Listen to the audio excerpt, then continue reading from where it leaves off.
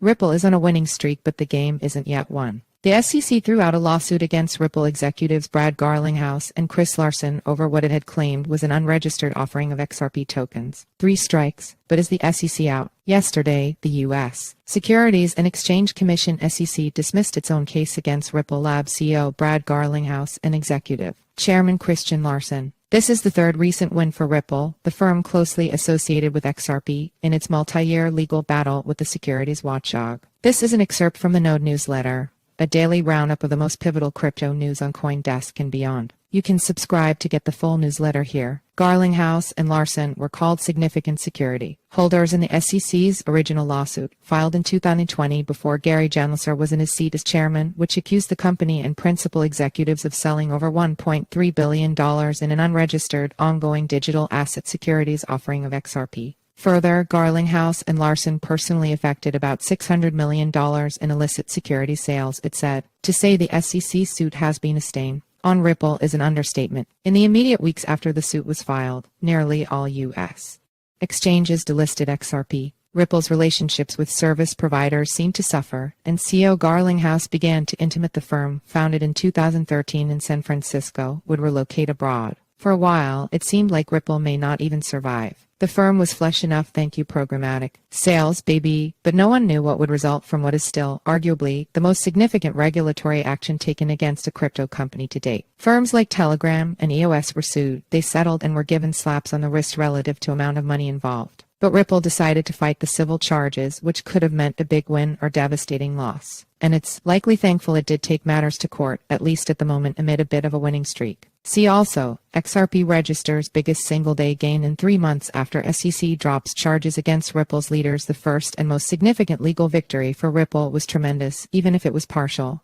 Judge Analisa Torres found that Ripple had not violated existing securities laws by selling XRP to exchanges and giving retail buyers a chance to invest, but it did break the law when selling tokens directly to institutional investors. Ripple also won recently when Judge Torres blocked the SEC's requests for an interlocutory appeal, a way to speed up the trial process by appealing a particular court decision while other aspects of the case are ongoing, and stay of the trial. It's likely this most recent win, and the SEC dropping its case against Garlinghouse and Larsen, is meant also to speed up the judicial process. The two were set to go to trial in the spring, which reportedly would have locked up the SEC's ability to appeal Judge Torres' decision about institutional investors. So, rather than wait for the conclusion of that trial, the SEC decided to throw in the towel. That's the theory, at least. The SEC's press release didn't provide much of an explanation, and the office hasn't responded to a request from CoinDesk for comment. However, the SEC also voluntarily dismissed the case with prejudice, meaning it cannot be filed again. For some, these 2 words signal a lot.